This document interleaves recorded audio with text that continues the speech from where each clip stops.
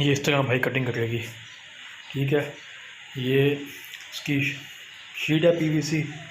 ये इसके साथ 3 जो है ना ये सांचे हैं इस तरह के।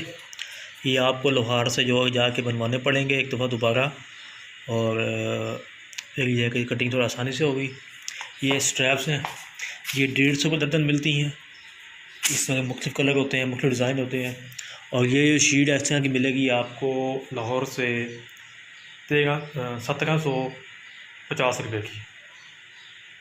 और ये जो मशीन है ये है 30,000 रुपये की। ठीक है, साथ ही ये जो है ना आपको ये 2-3 ये आपको साथ फ्री मिलेंगे।